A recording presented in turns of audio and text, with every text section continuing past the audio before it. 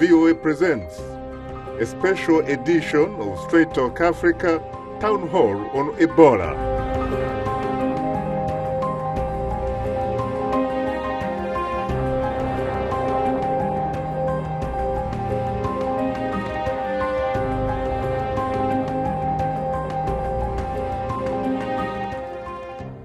Hello, welcome to a special edition of Straight Talk Africa.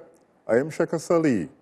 Today, the Voice of America brings you a town hall on Ebola with the theme, Knowledge is Life. We are joined by a distinguished panel of experts, including two people who survived Ebola. They have gathered here in our Washington studios because they believe knowledge or information is the most powerful weapon against Ebola, which has killed over 5,000 on the continent. We also have a live audience of African scholars, journalists, and VIP guests who will participate in this very important discussion. Now I want to introduce our social media reporter, Mariama Diallo, who is reviewing your questions and comments on our different platforms. Mariama? Well, indeed, Shaka, hello to you and hello to all our viewers and listeners on the continent and elsewhere. Mariama Diallo here, your social media reporter. We've received tremendous feedback from so many people with lots of questions and comments about Ebola for our town hall panelists. We've gathered them through emails and Facebook comments, and now our newest social media platform, Twitter, will be tweeting live today, giving people another chance to participate in this special programming on Ebola. So follow us at VOA Shaka, and don't forget to use the hashtag VOA Ebola. We'll also talk to and hear from our audience here, and we'll be ready to take questions and comments live in the studio. So lots of things to talk about today, and looking forward to engaging everyone on this special edition of Straight Talk Africa. On a programming note, since this is an in-studio town hall with a live audience, we apologize that we will not be taking your telephone calls. Now, joining us here in our Washington studios are four distinguished guests. Bokari K. Stevens, the Sierra Leonean ambassador to the United States, one of the three nations heavily affected by the Ebola outbreak. The situation is most critical in Sierra Leone, where cases are still increasing, with an estimated total of over 5,300 reported cases. Dr. Malonga Miyatudla, a public health specialist who knows Ebola very well. In 1976, Dr. Miyatudla was part of an international team that first identified the virus in Yambuku, Zaire, now the Democratic Republic of Congo. Dr. Rick Sankra, a U.S. medical missionary in Liberia for serving in Mission or SIM, an international Christian mission organization. Dr. Sakra was the third U.S. Ebola patient and was the first to be treated at the Nebraska Medical Center in Omaha. And Ashok Mukpo, a freelance photojournalist who contracted Ebola while working in Liberia for NBC News. He's the fifth American to be diagnosed with the virus and the second Ebola patient to be treated in Omaha. Welcome to you all. Nancy Lindberg, Assistant Administrator for the Bureau for Democracy, Conflict and Humanitarian Assistance for the U.S. Agency for International Development, was scheduled to appear, but she was called to testify on Capitol Hill. Before we begin our discussion, I am joined by the man with the vision behind today's town hall on Ebola and its importance to our global audience, David Enso, the director of the Voice of America. Welcome, David. Thank you, Shaka. And I'd like to echo your thanks to our distinguished panel here today for joining us in the studio for this important conversation. It's an honor to have you all here. Let me just say a couple of words about VOA's role. Back since March 22nd, when it first became known that an outbreak in Guinea was not Marburg hemorrhagic fever, but in fact Ebola, VOA has been reporting on this story, and I can tell you now we will stay with it for as long as necessary, even if other major media move on to other stories. So far, VOA has filed over 1,000 stories on the disease and produced dozens of programs featuring health and policy experts to discuss both how to stay safe and what response efforts there are. There's so many stories that we had the chance to tell of the courage of health workers of Sierra Leone, Guinea, and Liberia. This tragedy is at least bringing out some of the best in human nature. VOA has a special website, www.ebola.voanews.com, which is providing basic facts about the disease and links to the U.S. Centers for Disease Control and the World Health Organization information as well. And very soon, VOA will launch a new 24/7 programming stream on FM stations in Monrovia, Liberia, and Freetown, Sierra Leone. These will feature special 10-minute Ebola updates 5 times a day. We've also been airing special public service announcements from VOA's Africa Division, as well as from the CDC here in the United States, and from UNICEF. These have included words from people like President Obama, former President Jimmy Carter, and Liberian President Ellen Jones Sirleaf. We have some new public service announcements ready, and I understand, Shaka, you may be previewing a few of them on the show today. And while we're usually friendly competitors with the British Broadcasting Corporation, the BBC, this outbreak is too serious for both of us to be competing. So my colleague at the BBC and I have agreed to run each other's news reports and public service announcements so that we can get the maximum exposure of this important information. So I can assure you this is a rare thing. We normally like to compete. But on something like this, given the seriousness of it, our British colleagues and we are committed to trying to help end this scourge together. So finally, on behalf of all of us, before I turn it back to you, Shaka, all of us at Voice of America, I would just like to express our profound condolences to any of those watching this broadcast who may have lost family members, friends, or colleagues to Ebola.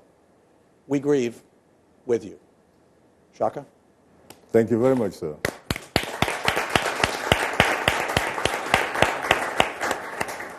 Thank you, David, indeed. And now let's start. Let me come to you immediately, the Sierra Leonean ambassador himself. First of all, I have to say I'm profoundly honored and exceedingly humbled to have the opportunity to host you for the first time, by the way, on Straight Talk Africa. You're most welcome, sir. Thank you. Give us a sense of the mood on the ground in Freetown or in Sierra Leone.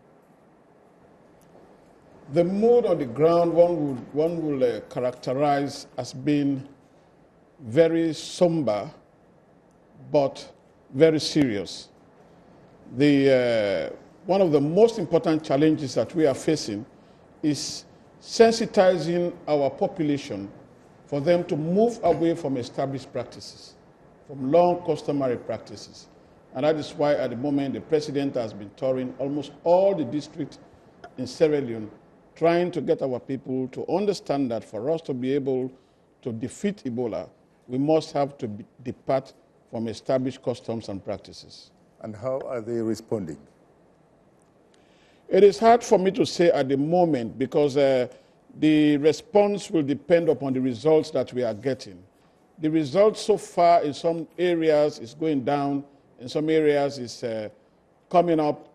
But especially in the epicenters where the Ebola started, we are very happy to say that there has been a constant reduction in new rates. So it's working in some areas and not working in some areas. And the president has been very, very hard in some of these areas, especially in his own district, where he even suspended one of the sub-chiefs for failing to comply with the basic bylaws that have been set up. What our people did in some of these areas, especially in the successful areas, where the chiefs themselves initiated bylaws by which they expected everybody in their community to comply. In some areas, people have complied. In other areas, people have not complied. And that is why we have this exponential increase. Last time we hosted the Sierra Leonean First Lady, she talked about the issue of hysteria. How has that been solved so far? Are people still afraid? Do they still, for example, feel like, look, this is not a disease, this is probably juju? That concept is still pervasive. I wouldn't say it's all pervasive, but it's still pervasive, it's still around. And it all boils down to the hard concept people have about their culture. But there's a lot of sensitization going on. There's a lot of education going on. And like I said, this kind of concept is not prevalent all over. It's prevalent in certain areas of the community. And this is where we are now putting a lot of attention to be able to convert these people from these old practices, for them to know that it's time for a change and that we need to change. Thank you very much, sir. Dr. Malonga, you are obviously not someone new in this business. You are an old hand. You have actually been at this since 1976. What makes the ongoing outbreak different from all previous outbreaks, beginning with that one in 1976, and why? Thank you, my brother Shaka. This West Africa outbreak is unique. It's unique by its magnitude, by its duration.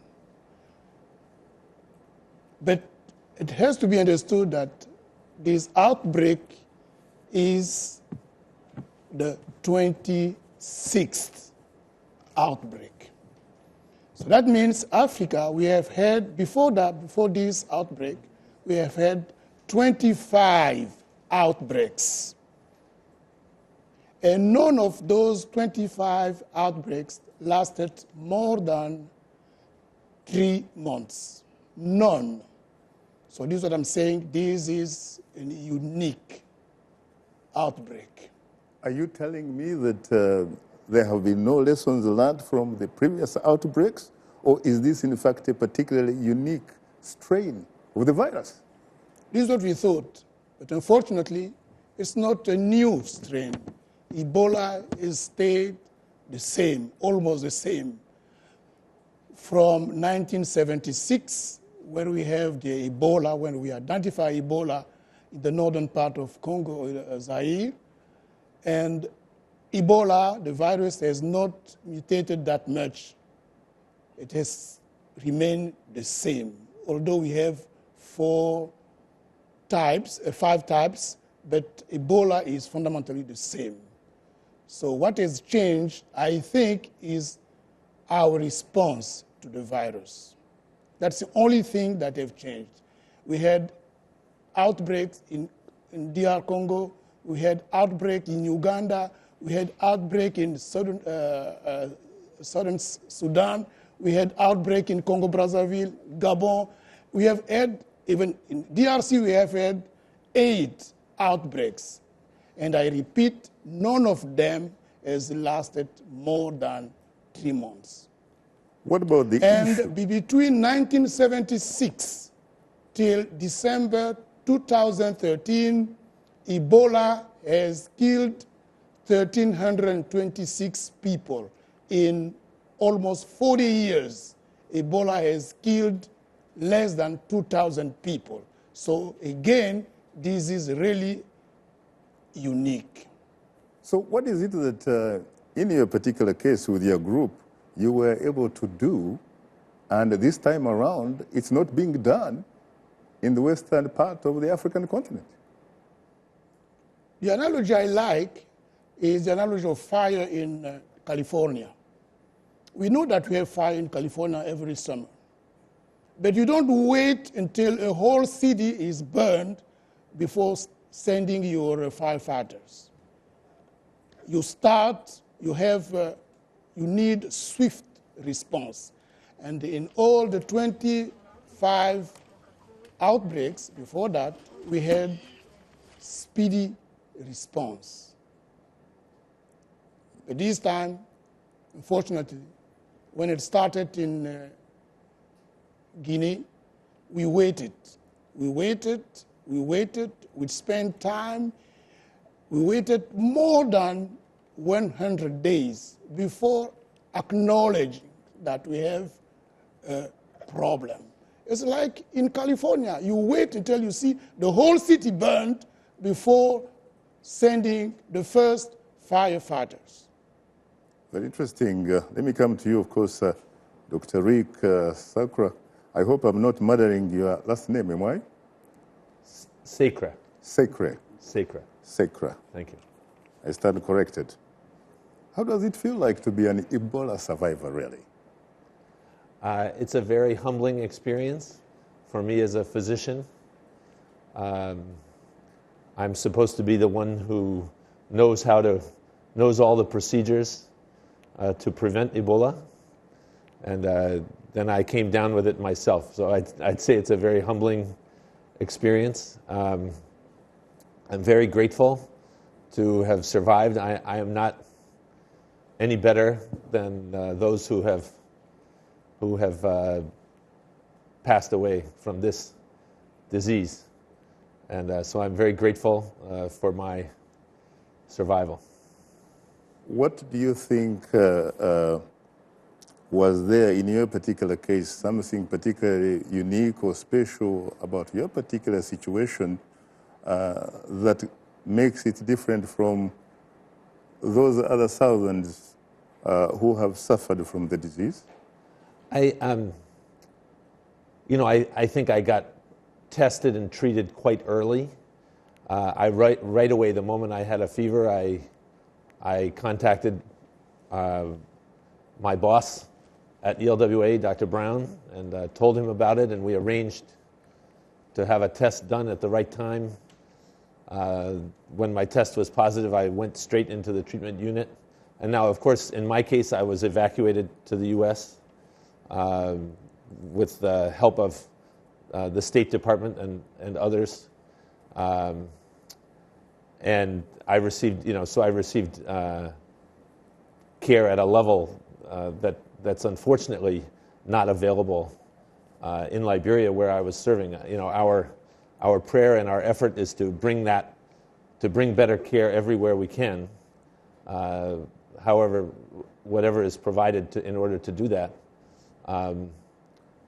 So there's a lot of differences. I think to be able to have lab tests during care.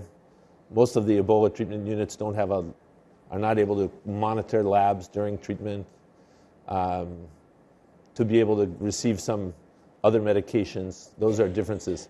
These are things that are coming, though.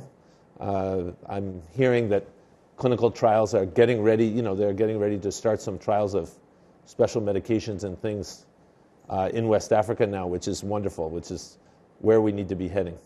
Rick, you are obviously a lucky graduate of the Nebraska Medical Center in Omaha, correct? Right. What do you think about the Sierra Leonean Dr. Martin Salia, who died Monday, who basically walked through your footsteps, really, but just couldn't make it? I think that he, was much further into the disease process when he arrived in Nebraska. And it's sobering because it makes me realize that if I had been delayed perhaps even a few days, maybe I would not have survived myself. But it really emphasizes the importance of early treatment and early intervention. And what about the case of the first, in fact, patient to die on American soil, and that was Liberian Thomas Duncan in Dallas? Was it a case of perhaps negligence? What was it? Well, there were certainly delays. I think everyone has acknowledged that there were delays in the diagnosis and in getting him into treatment. So again, I think early recognition, early treatment is really critical. Now, of course, this brings me to the man himself, the journalist. How does it feel to be alive today? Lucky and very fortunate. I think there are so many people who've struggled with this disease and gone through what I went through and have not been as fortunate as I am. So, life is full of things that you might wish were a little bit better, but I'm alive and I'm fortunate, and every day is a blessing. And I'm very grateful for everybody who made that possible. Ashok, you're a very unique individual. You have in the past said, among other things, that you had seen some bad things and told friends how unpredictable and fraught with danger life can be. Mm-hmm. Did you say that? I did. You also added that I hope that humanity can figure out how we can take care of each other and our world. Simple, soft aspirations for all my brothers and sisters on this earth who suffer the elements and the cold. May we all be free, loved, and tended to. These are very, very uniquely strong observations. Ashok? Really transporting me back to a kind of moment of reflection and sorrow that I was having at the time that I wrote that. It's kind of amazing to be in a place where somebody's reading that out loud at a TV studio. I never thought that that would happen. But I think for all the journalists and everybody who was in Liberia and Sierra Leone and Guinea who saw the things that were happening at that period of time in the outbreak, it was just weighed on our hearts so much. I mean, to see people looking for medical care who needed immediate help and they couldn't get it, it just shocks you. When we look at all the privilege and all the infrastructure that we have in the West to take care of each other, and to see people who needed medical care more than anybody else and couldn't even get a bed to lay in, I think it would shock anybody's conscience. And to me, it feels like that's not okay. We have to do a better job. Of course, as you say, you come from a life of privilege. You didn't have to be in Liberia. What makes you tick? What inspired you really, or made you choose to live that kind of life? I think, everybody gets to choose what they care about in life and what's important to them. And for me, I think people who have privilege, people who have opportunity, it's a good thing to give back if you can. And you have to use your intelligence, so it's not just wanting to do good, but trying to see what you can actually accomplish to help people who are doing hard work. And I don't know. I just feel like it's a beautiful world, but we can make it better. Is that something that you learned from your religion, Buddhism? What is it? Yeah, I think there are so many inspirational people in this world. I was raised as a Buddhist, so for me, I do have some value of compassion and responsibility in those things, but also I've been inspired by leaders and teachers and artists who have cared about the world around them, and hopefully I can walk in their footsteps a little bit. Well, I'm afraid time is not our best ally. Before we pause for a short break, webcam as the Twitter page, we would like to remind you again that Straight Talk Africa is now on the social networking website, Twitter. We are tweeting live. Follow us at VOA Shaka. That's VOA Shaka, and join in on today's Knowledge is Life Ebola Town Hall with your questions and comments. Don't forget to use the hashtag VOA Ebola. And we are still on Facebook. Just enter the keyword Straight Talk Africa, become a fan, and connect with other friends of the Voice of America. We'll right back with you, so please don't go away. Ebola is not a curse or spiritual infection. It is a deadly disease, a fever spread by contact with the body fluids of infected people. I am Dr. Conde Greaves. Its symptoms start with a fever, fatigue, and muscle pain. Within a few days, vomiting and diarrhea sets in, and victims lose about 4 liters of body fluid each day. Ebola is highly infectious. If you experience any of these symptoms, seek medical help immediately. You must wash your hands regularly. Do not eat or handle bushmeat. Stay away from people suffering from Ebola. And do not handle the bodies of Ebola victims.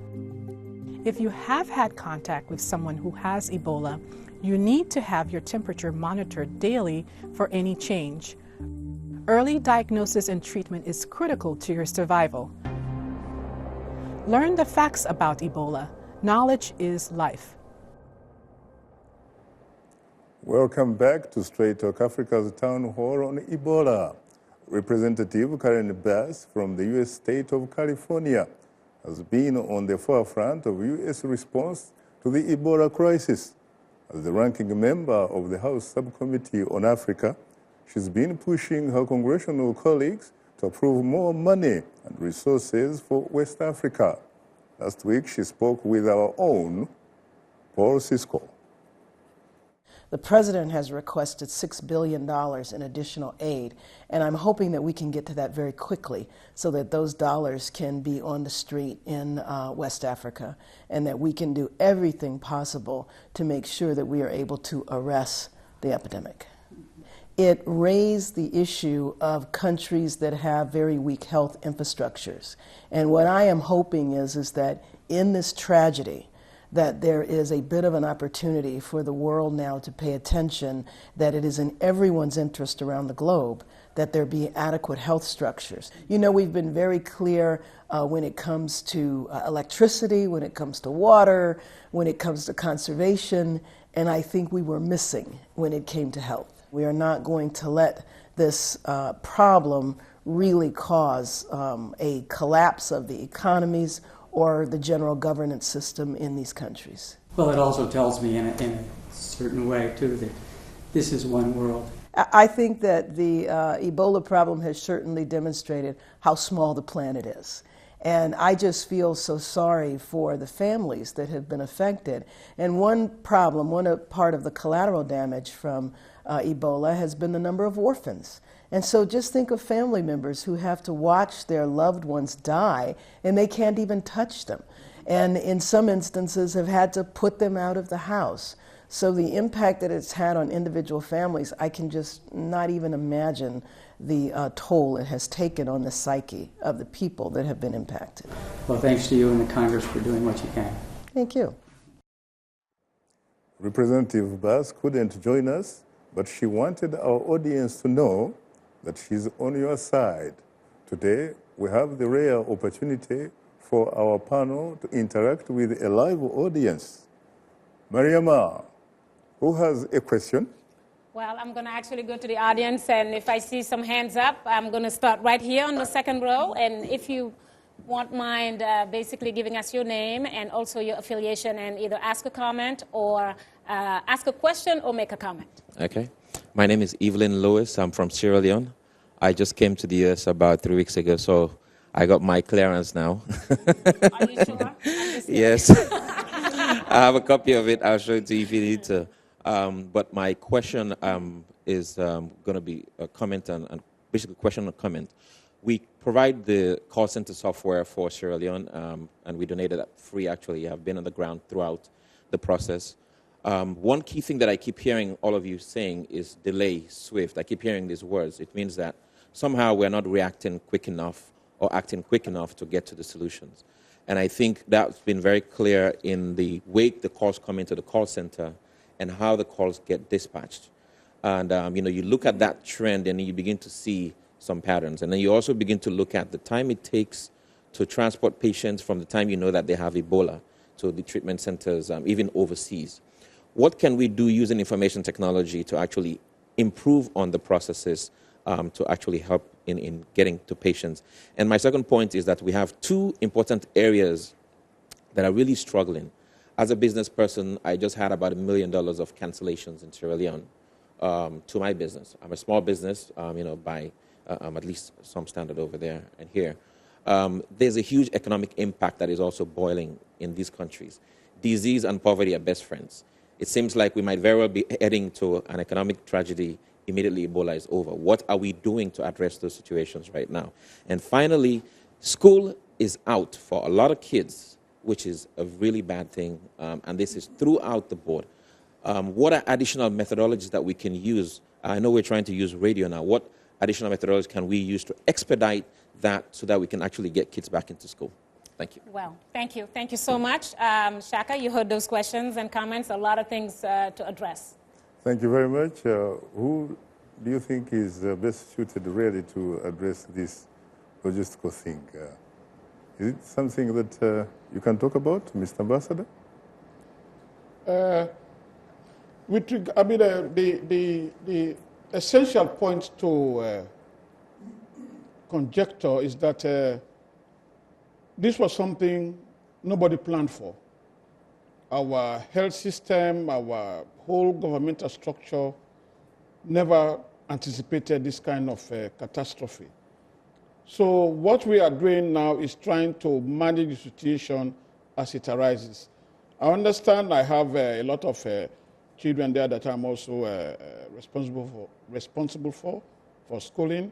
And I think what the initiative that we have taken, whereby lessons are taken on radios and children are put in encampment, whereby lessons are delivered to the radios, is quite, it's a drop in an ocean, but it's something that is working to some extent.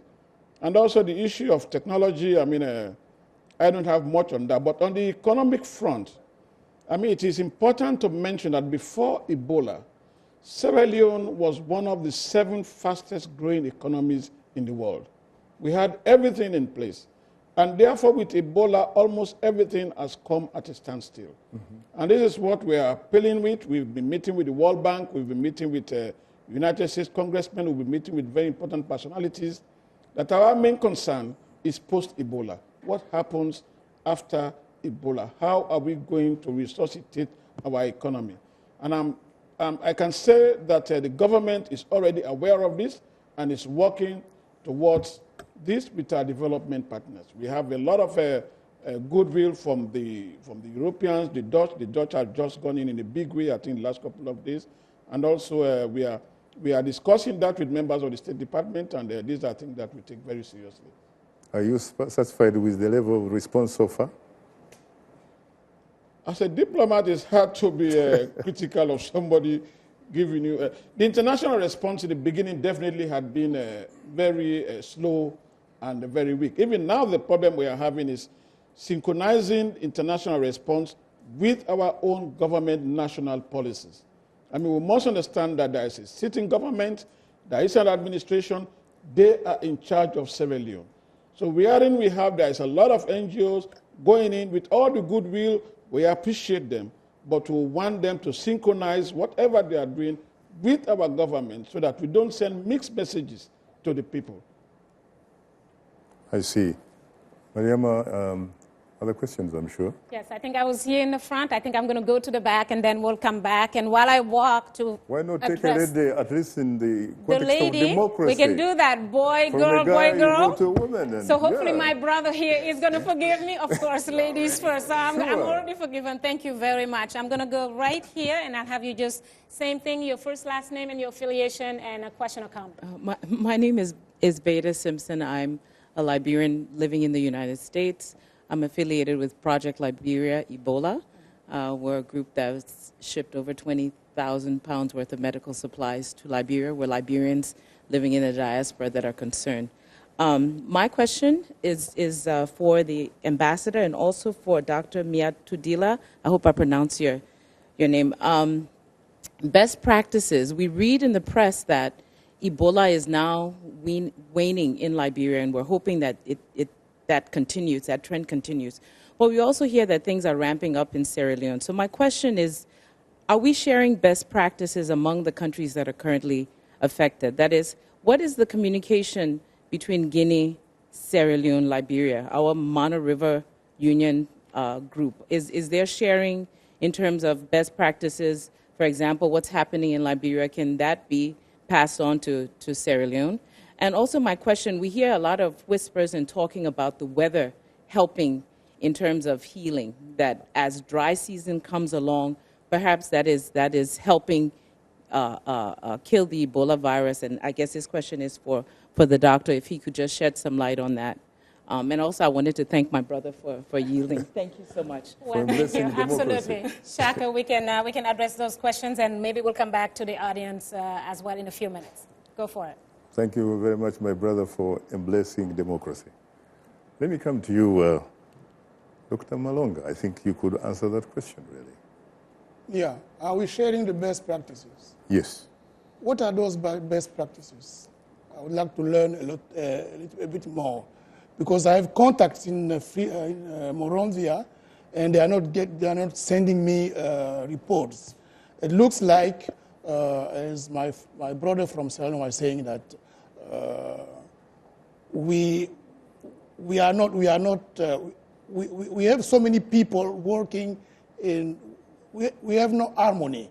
We don't know who is coordinating all the efforts. As I said, we have Chinese, we have Cubans, we have Americans, we have British, we have French, we have... Who is the mentor? Who is the person who is orchestrating everything? Unfortunately, you have 3 countries, but we are in one region. So we would like to have somebody who is going to coordinate the effort for West Africa, because you can do whatever you want in Liberia, but if Guinea is still have the problem, you are going to have the problem, because Ebola doesn't require visa. Okay, so we have to be cognizant of that fact that we are one world. Okay, we have the best practice are swift response and adequate, appropriate response. And why are you trying to invent the wheel? I told you this is the 26th time that Ebola is hitting us. So you don't have to create new. Just go and ask those people, the Ugandans, the Sudanese, the Congolese, the Gabonese, how did you deal with this outbreak? We were not prepared either in 1976 to get Ebola. Ebola strikes like that with no warning. So we know what we have to do. Just do what has worked outside. You don't need ambulances to take patients from Kenema to Freetown. Nobody has done that. What we have done in all these areas is to treat people locally at the community level. So when I heard from my contacts in Liberia that in some villages, when somebody dies, you have to call Moronvia and wait for a special team to come and bury the person. And sometimes they wait 3 days. Come on. Can't we organize safe burials at the local level? So that's the problem also I think we are facing, especially in Sierra Leone. It's not the president that needs to go in every village. You have leaders, you have local leaders. Give them responsibility to take care of the problems at the local level. You don't speak, I know that in Sierra Leone and Liberia you speak English, but you have also other languages that people understand better. So you have to speak not only the language, but you have to speak, you have to enculture, you have to put your message in the local culture. Ambassador Stevens, earlier you said that you had some problems answering some of these questions because you are a diplomat. I hope that you are receiving the challenge from your brother that in fact, despite that, you do not need to be economic with the truth, so long as there is evidence that people are suffering. You're most welcome. You're tuned into a special edition of Straight Talk Africa. We'll have more of an Ebola town hall discussion in a moment. We'll be right back with you, so don't go away. The pain and suffering from losing a loved one to the Ebola disease is heartbreaking. I'm Dr. Conde Greaves. After their death, you must remain cautious. Your loved one's body is still very contagious. The virus is still highly present in bodily fluids. More than 4,500 people have died from the Ebola virus that has swept through the region. To protect yourself and the people around you, you must not practice the usual practices for burial or cremation. Do not wash, touch, or handle the body after death. Leave this to trained professionals who wear special protective clothing.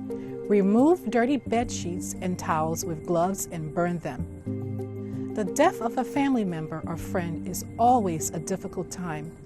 Take the precautions to protect yourself. Learn the facts about Ebola. Knowledge is life.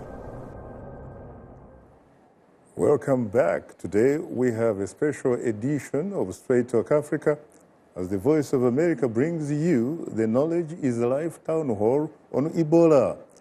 Our distinguished guests are Bokari K. Stevens, the Sierra Leonean Ambassador to the United States, Dr. Malonga Miyatudila, a senior public health specialist and co-discoverer of the Ebola virus, Dr. Rick Sekula, a medical missionary for serving in mission or SIM. He is the third U.S. Ebola patient and the first to be treated at the Nebraska Medical Center. And last but not least, Ashoka Mukpo, the fifth American to be diagnosed with the Ebola virus and freelance photojournalist who contracted the virus while working in Liberia. Well, I have to say, unfortunately, there's no democracy on the panel because there is no lady here. But nevertheless, I have to frankly say that I'm profoundly honored and exceedingly humbled to have the opportunity to host the four of you. You're most welcome. Now, I guess I have to go to my colleague and social reporter, that is Mariama. Well, Shaka, just a reminder to our viewers and listeners to post your Ebola questions on our Facebook page. Just enter the keywords Straight Talk Africa. And of course, you can send us tweets now at VOA Shaka, or just send any tweets, and don't forget the hashtags VOA Ebola. And I think we're getting some of the tweets coming in already with questions. And I'm going to read one from Al Hassan Kene. Asking, is Ebola a man-made disease as it's being claimed by people? If yes, who and where? Shaka. Interesting, very interesting. You still have these myths. What about you, Rick? Would you like to take that? Man-made? Can I see the question again? Oh, just the question asked, is Ebola actually a man-made disease? If yes or no, why? Right. No, yeah. Ebola is a virus. And nobody invented it in any lab. It's probably been around longer, but we first discovered it in 1976. And the reason why it can pop up here and there is because it can stick around in certain animal populations, like bats and other primates like monkeys.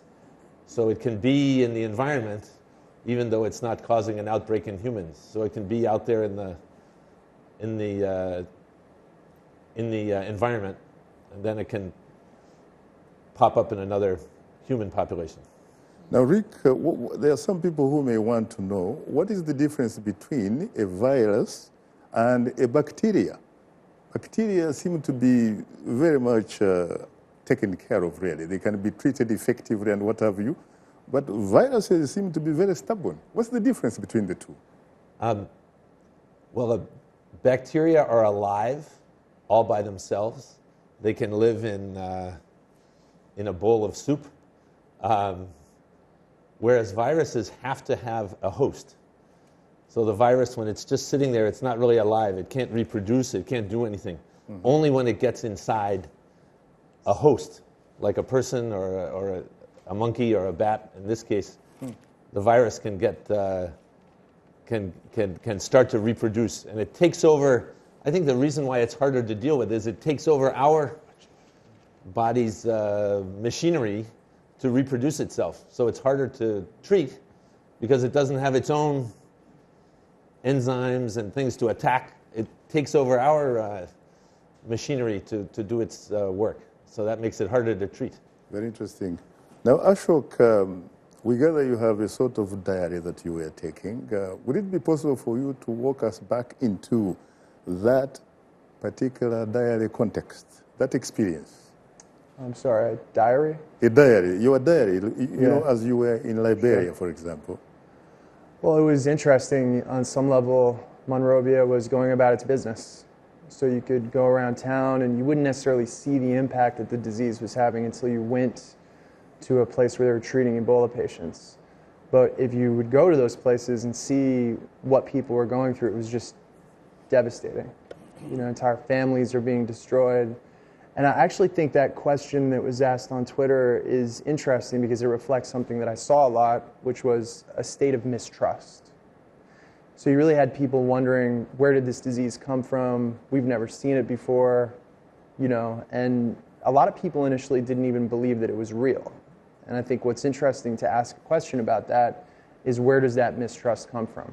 So if people are looking at Ebola, even though they've been told so many times that this is not a man-made disease, a lot of people continue to wonder that. And I think that reflects a feeling, is the outside world, do they really have my best interest in mind?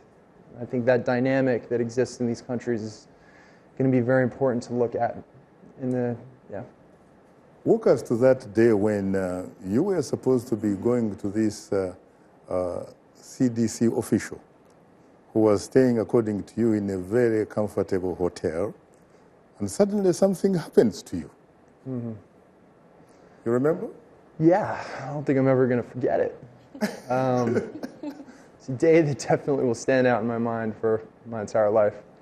You know, when all of us were working in that outbreak, whether it was at a medical professional or a journalist, we were very attuned to if anything kind of came up in our body, you know, you feel a little bit achy, a little bit of a sore throat, you go and you take your temperature. So that day I had been feeling fine. I'd been working out in the field, we had a long car ride, talked to some orphans, and then I got into this car to go do this interview, and it was kind of a joyous moment because I just really, you know, NBC was saying, yeah, we like you, you know, we're going to keep giving you more work. And then I sat down in this car and I just felt something off, you know. I felt like my back was hurting and my body had an ache, and I thought, you know, I should go check that out. You measured the temperatures were skyrocketing and all that kind of stuff. Mm-hmm. Very interesting. Well, of course, as someone said earlier, that Ebola does not require a visa. In fact, you can go beyond and say it is perhaps an equal opportunity employer. It has neither boundaries nor does it have borders, really. Mariama, what about you? I understand there is something cooking in your neighborhood. Yes, I'm actually going to piggyback just on what Dr. Shaka talked about with the state of mind that some people are. And one of the Facebook comments actually talks about this one from Ezra Tumsia from Kampala says, is it true that Ebola is a biological weapon made by superpowers and being tested in Africa? So maybe we can address that question as I walk to get some more audience questions. And I think I'm going to go right. My brother, I'm going to come to you, I promise. But this time, since I'm on this side, I think I'm just going to stay on this side and give this gentleman an opportunity to introduce yourself, your affiliation, and question or comment. My name is Frank Michael Tweheyo. I'm from Uganda. I work with Empower International Ministries as the Africa's Program Director, and I'm also a graduate student here in the United States. I want to congratulate the two gentlemen who survived Ebola, and want to thank God with you. Your Excellency, the Ambassador, I had a question written for you, but you've answered it partly, but I want to narrow it a bit. I wanted to ask you about the international response and how if you are satisfied with it, but I want to narrow it to Africa. Are you satisfied with the African Union and the African fraternity response so far?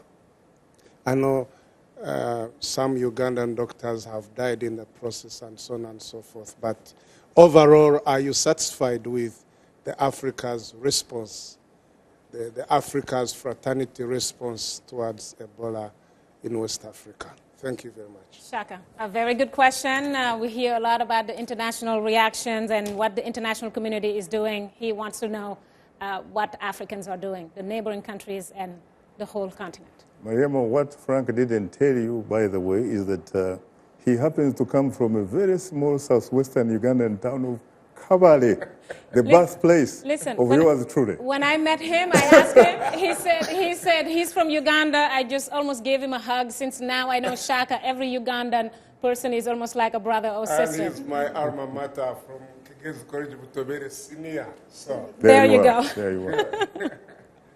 Your reaction, Mr. Thank you Ambassador. very much. The response that we receive from the international community, it's to some extent phenomenal. I mean, from all over, from Cuba, United Kingdom, and only recently the Dutch ship is back now in Sierra Leone. And also, there are some of them that do not make much news. You have some countries who will contribute and to be in all the headlines. You have others who will contribute very quietly, like Gambia. The Gambia president, the Gambia government, when they gave us $1 million. The other small countries, and Ghana is playing a very important role. Nigeria has sent in even clinicians and doctors, volunteers, to help us. And the African Union, they were one of the first people to, even the staff at the African Union, put together some amount of money for the cause. And the African Union is also one of those that is recruiting volunteers on a global scale to go and help. And also, again, maybe it's good to mention that here locally we are also trying to recruit our Sierra Leonean medical people. We have more doctors here in the United States than the total number of doctors that we have in Sierra Leone. And if you come to nurses, other clinicians, that figure doubles or trebles. So we are trying, we have a task force, we are meeting with them, and some of them have started going to Sierra Leone to go and help. But of course, when you hear that 7 doctors have died, it creates a chill in the spine of some of these people to go. We might add, by the way, that about 2 weeks ago, the AU hosted a meeting of individual African rich people who collected nearly $28 million, which is to be disbursed through the African Development Bank. Yes. Well, we'll come to Rike. I think we should answer this question really. Is Ebola a biological...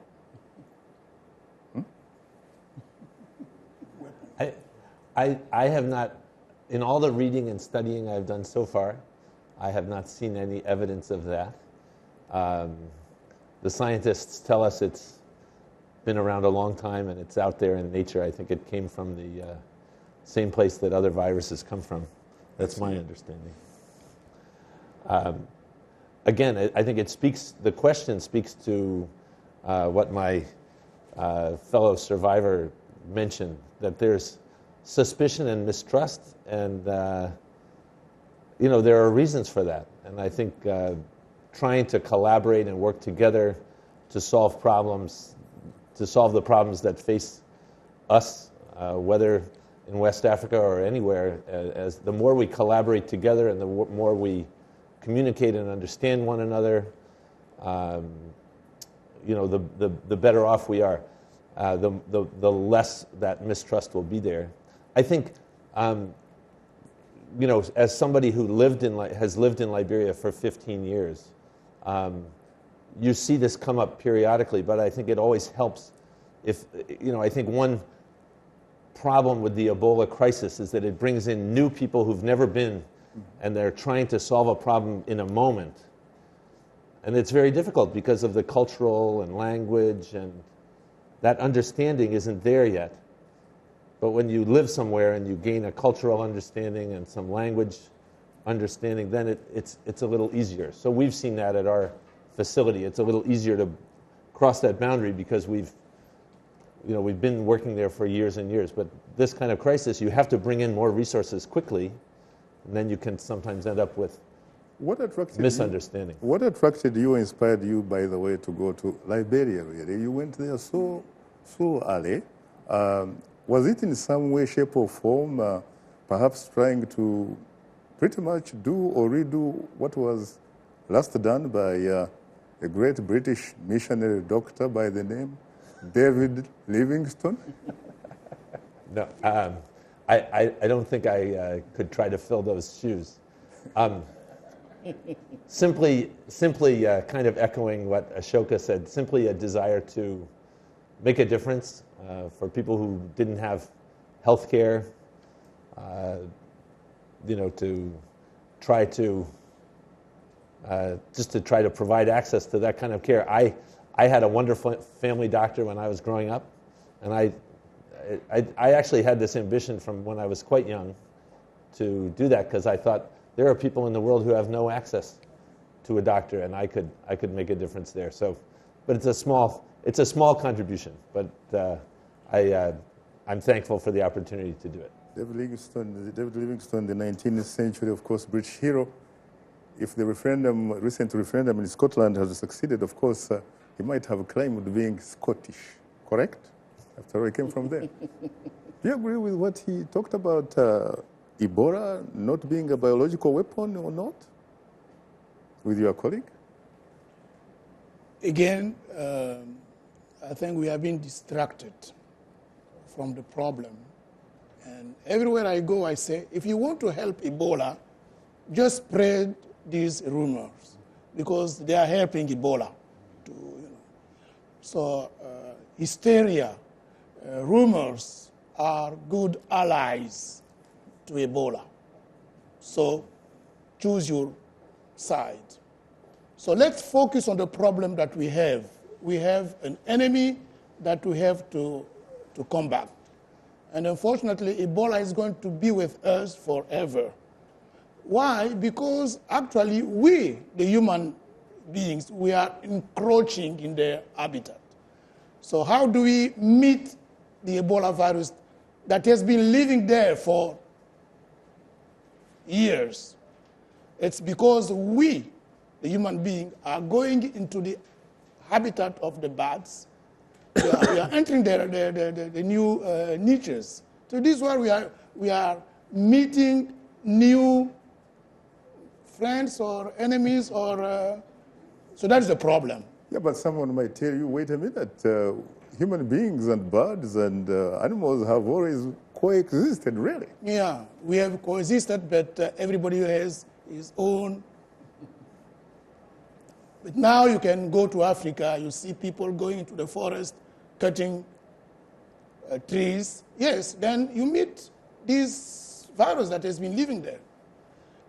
And the virus will jump from the bats or its natural reservoir to us. Why? Because, for instance, we are eating bats, or we are eating animals that are being infected by bats. So this is how we become neighbors. So that's the problem. So now we have to develop ways to adapt to the new situation. Yes, we may be in a few months, we hope so, able to control the outbreak. So we are going to put an end to the epidemic, but we are going to have an endemic of Ebola. Ebola is going to stay with us. Unfortunately. So we have to prepare ourselves to that world. Time happens not to be our best ally. On that note, once again, I would like to thank our 4 distinguished guests for participating in our special edition of Straight Talk Africa Ebola Town Hall. Thanks to you, our audience, the lifeline of today's Town Hall, for joining us here at the Voice of America studios, and those who stayed with us for our extended 30-minute webcast. On behalf of the Voice of America, thanks for tuning in to our special edition of Straight Talk Africa. In the meantime, get better, not bitter, please. And remember, to keep the African hopes alive.